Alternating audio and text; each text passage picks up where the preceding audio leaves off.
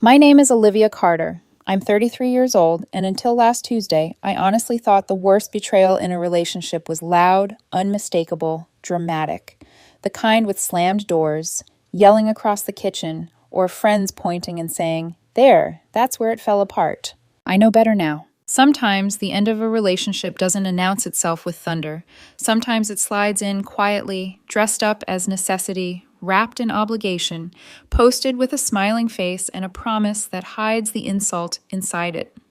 Sometimes it happens while you're sitting just a few feet away, believing everything is fine. I work as an IT project manager.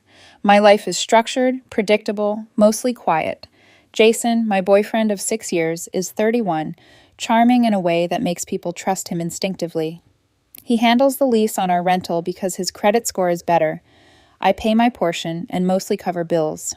It's not perfect, but it's been functional until that Tuesday evening. I walked in around 6, carrying my laptop bag, thinking about dinner. Jason was already seated at the kitchen table, but he wasn't alone. His mother, whom I had seen maybe once in the last year, and his younger sister, 28, sat there like they owned the place. My stomach sank.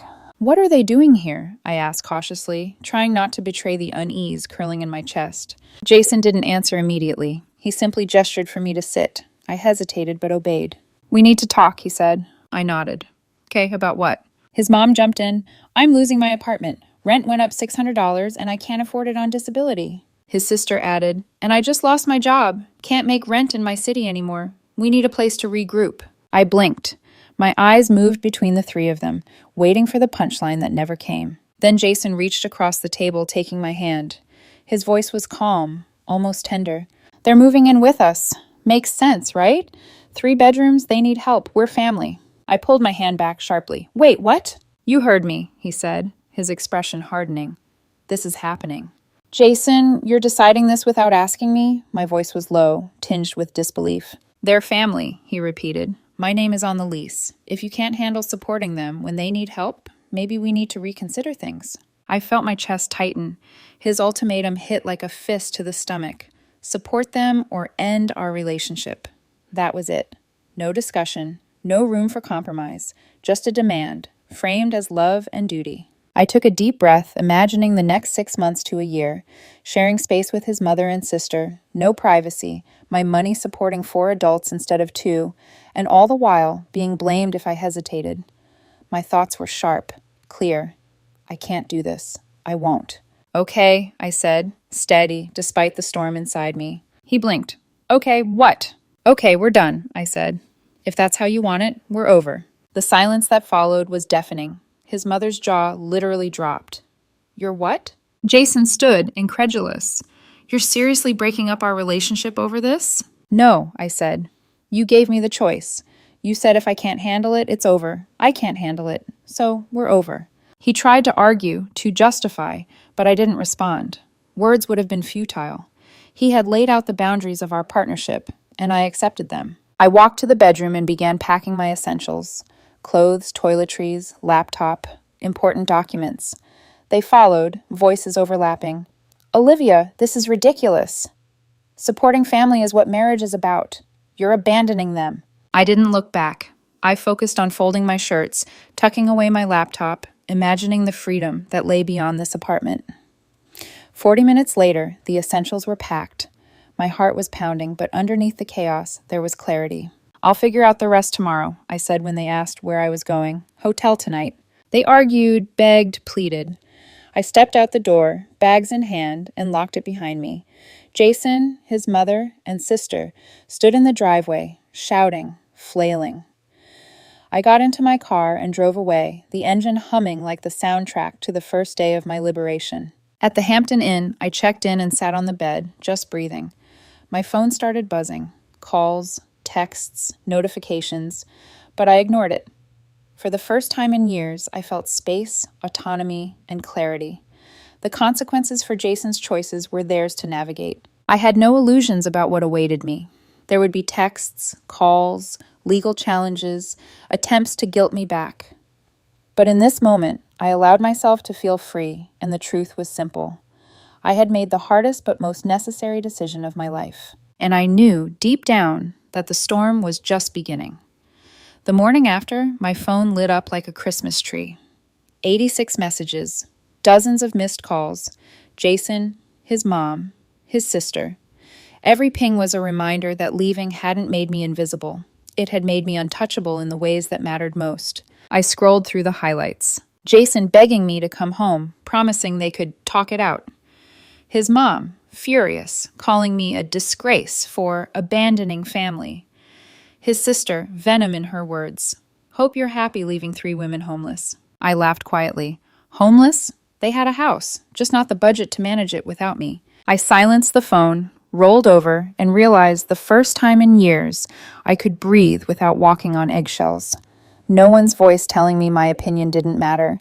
No one's hand outstretched expecting me to bankroll entitlement. By Thursday, I couldn't ignore the situation any longer. I called a friend who had recently gone through a divorce.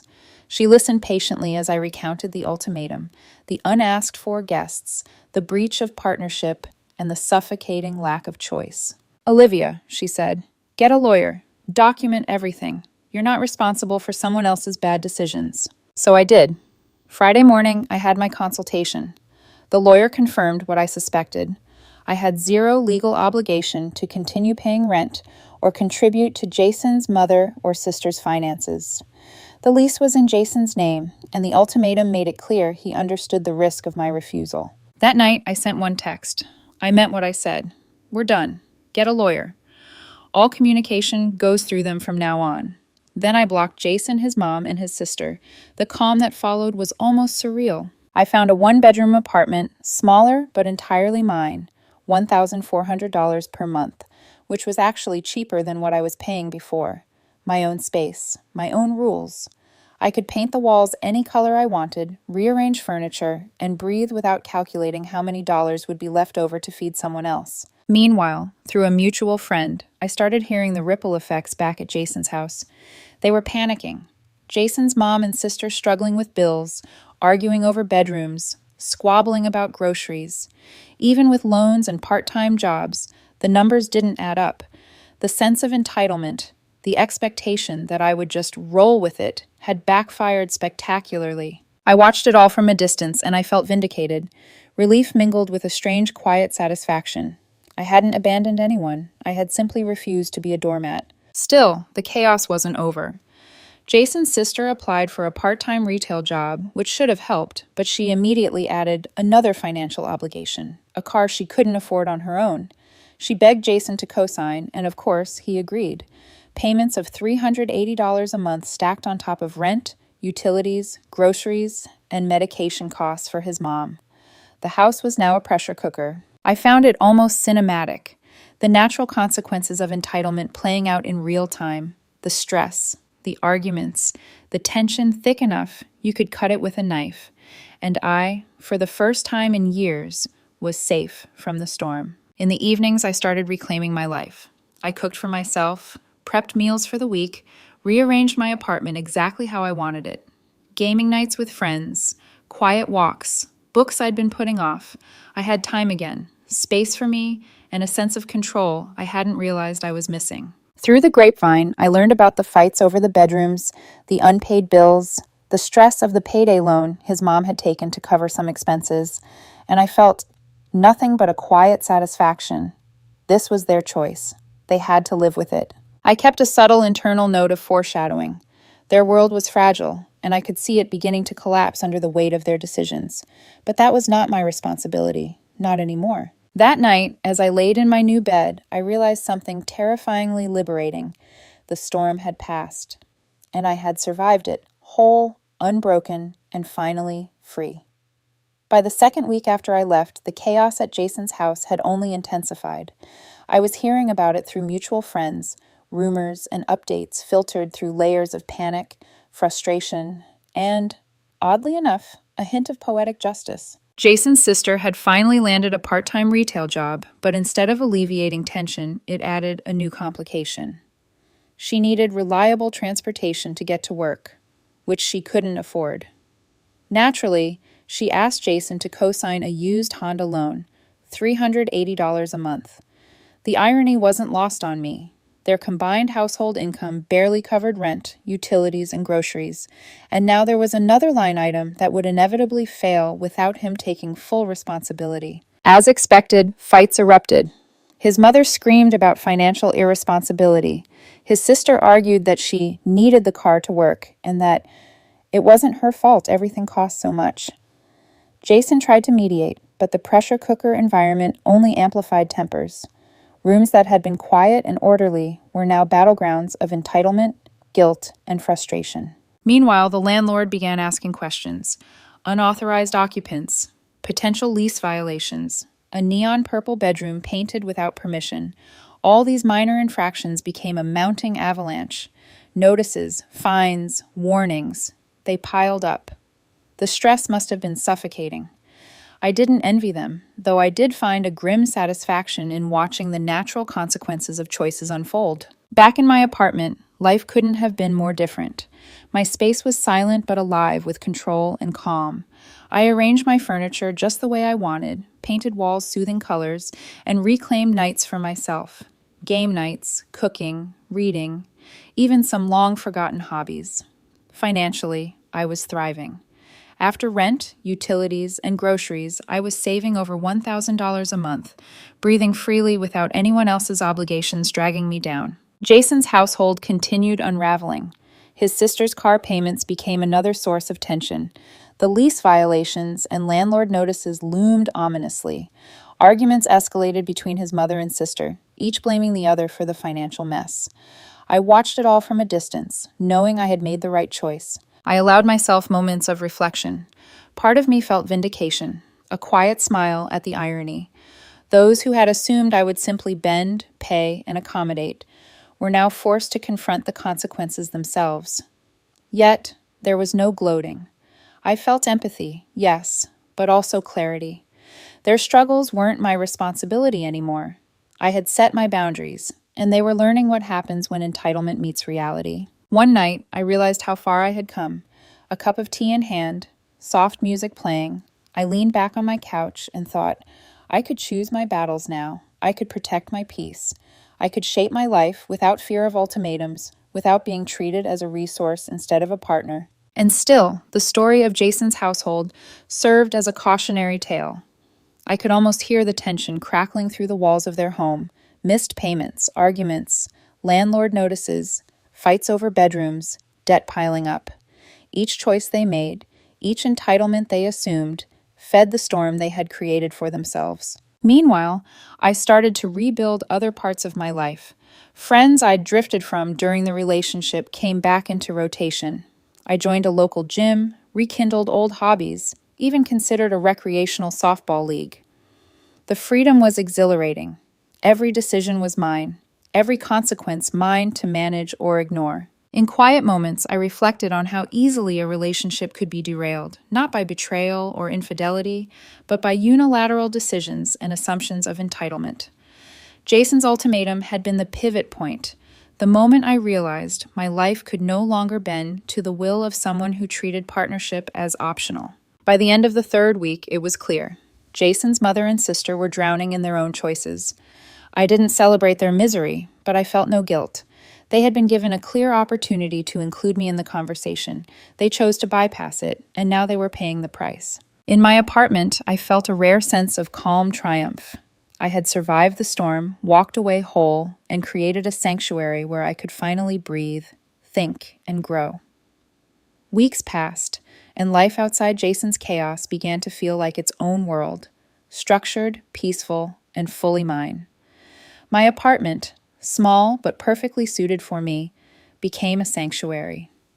I decorated it just how I liked, minimalist, clean, functional, with a little corner for gaming, a reading nook, and my own kitchen where I could cook without worrying about anyone else's preferences. Legally, everything fell into place. My lawyer guided me through the divorce process.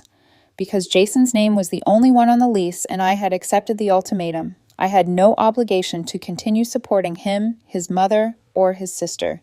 The divorce was finalized smoothly. We split the tax refund 50-50, no children, no joint debts, nothing else entangling us. I had complete closure. Meanwhile, the consequences for Jason's household intensified. Without my contributions, the strain of rent, utilities, groceries, and car payments mounted. Landlord notices piled up, unauthorized occupants, painted walls without permission, occupancy limits exceeded. Their financial mismanagement made every day a struggle. Jason's sister's job barely covered her car payments and personal expenses. His mother, on disability, tried to fill the gaps but couldn't manage the shortfall. Arguments escalated, tempers flared, and the home became a pressure cooker. Eventually, the landlord served a notice of non-renewal, giving them 2 months to find a new place, something nearly impossible with poor credit, eviction notices, and insufficient income. Through all this, I felt a quiet vindication.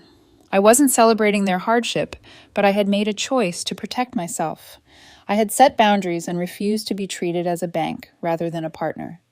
The fallout they experienced was a natural consequence of the ultimatum Jason had issued. Life for me, on the other hand, felt expansive.